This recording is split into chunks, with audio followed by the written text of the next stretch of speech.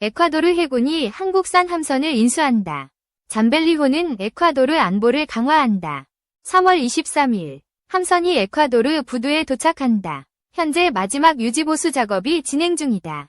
잠벨리호는 한국해양경찰의 퇴역 함정이다. 배수량 3,000톤의 3급 순찰선으로 분류된다. 에콰도르는 대형 선박 건조 능력이 없다. 한국의 무상 공여는 큰 의미를 가진다.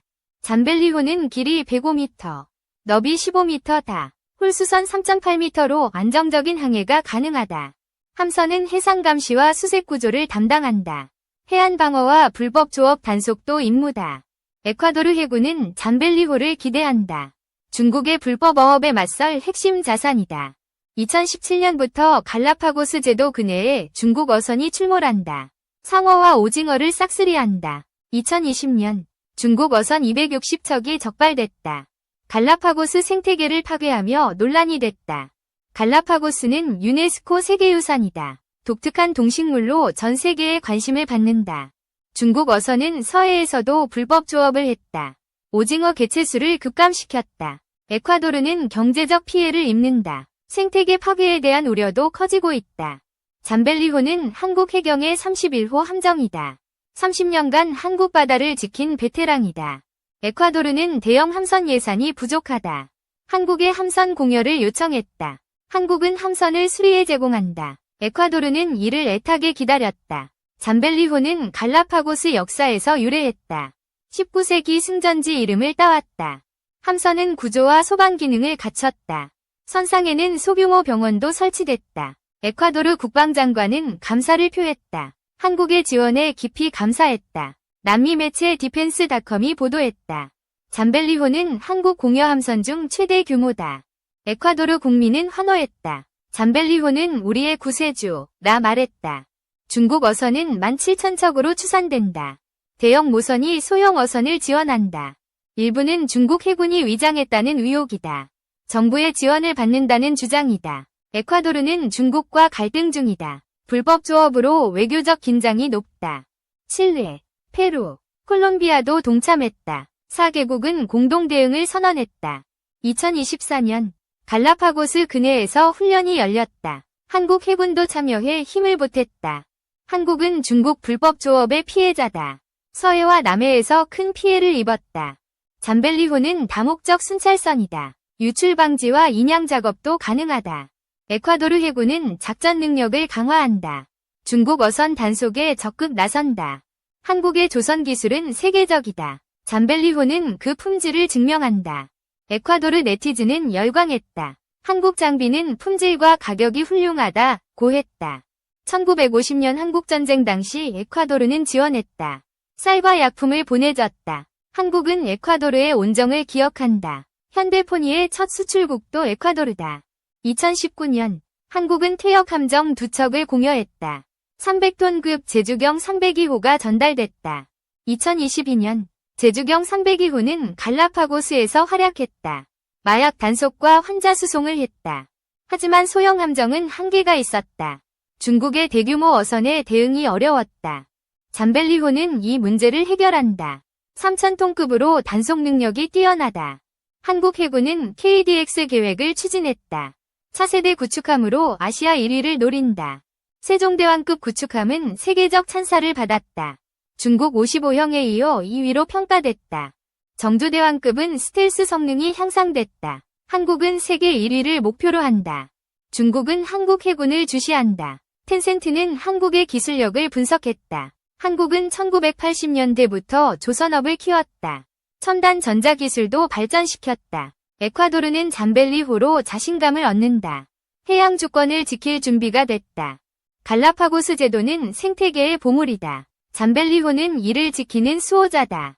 한국의 공여는 국제협력의 상징이다. 에콰도르와의 우정을 강화한다. 중국 해군은 세계 1위를 노린다. 하지만 러시아는 이를 과장이라 비판했다. 한국 해군은 효율적이다. 자동화로 인력을 줄이고 성능을 높였다.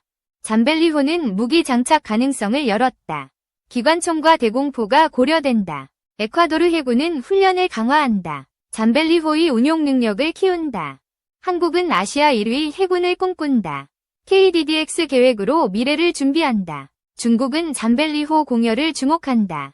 한국의 국제적 영향력을 경계한다. 에콰도르 팬들은 한국을 찬양한다. 한국은 진정한 동맹이라 말했다.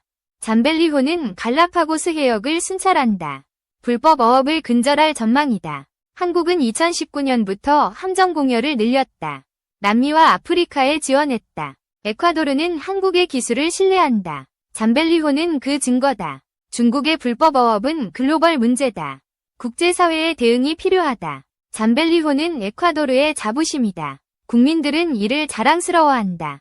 한국 해군은 정조대왕급으로 주목받는다. 미 해군과 비교되기도 한다.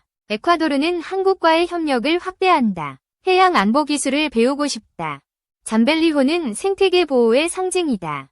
갈라파고스의 미래를 지킨다. 한국은 조선업으로 세계를 리드한다. 에콰도르 공여는 그 일환이다. 중국 어선은 연중무휴 조업한다. 대형 모선이 이를 지원한다. 에콰도르는 국제적 지원을 요청한다. 한국은 그 첫 번째 동맹이다. 잠벨리호는 다기능 함정이다. 재난구조와 의료 지원도 가능하다. 한국은 에콰도르의 경제를 돕는다. 해양 자원을 지키는 데 기여한다. 에콰도르 해군은 잠벨리호로 자신감을 얻는다. 중국에 맞설 준비가 됐다. 한국의 KDX 계획은 아시아를 넘어 세계적이다. 정조대왕급은 그 정점이다. 잠벨리호는 에콰도르의 새 시대를 연다. 해양 안보의 상징이 된다. 2. 두산에너빌리티. 사우디서 3,400억 가스복합발전 주기기 수주회.